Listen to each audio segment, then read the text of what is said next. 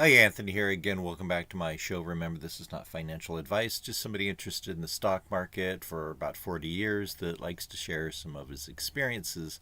So, a lot of you have heard people on the internet, on YouTube, talking about VIX. Now, VIX, VIX, is an indices. You can't buy VIX, but you can buy things like VIXY. And people talk about that, and it may look like a good stock on the face of it, but you need to be very cautious. It's an ETF, an exchange traded fund. It trades all day during the stock market hours, just like a stock. It's up today almost 5%. 5 days, you're up 8.46%. Looks pretty good. 1 month, you're up a respectable 7%, and that's in 1 month. Oh, but let's look at 6 months. 6 months, you're down 47%. Okay, and remember, this is October 14th, 2025. Think about indices for the stock market. The NASDAQ 100, the S&P 500, the Dow Jones Industrial Average of 30 industrial stocks. Those are all up. So being down 47.21%, 6 months, not so good. Year to date, only 23% down. Again, we're down here, okay? This is in an up market. 1 year, pretty close to that, 31%. 5 years, you're down a whopping 97.57%.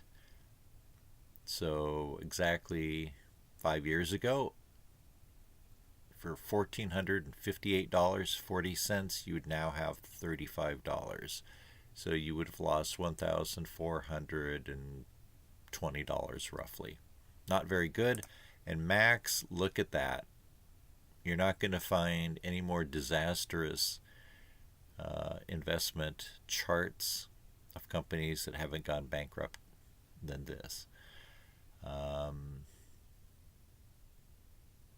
Back in 2011, if you would have put over $500,000, $624,320 in it, you'd have $35.28.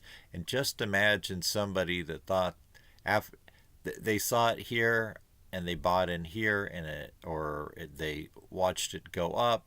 It gets up here, $916,000, almost $1,000,000 invested back September 30th, 2011, and you'd have $35.32.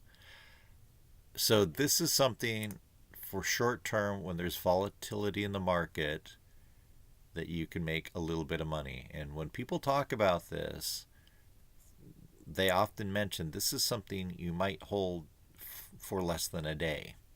You might get in the morning on a choppy day and get out before the end of the trading period.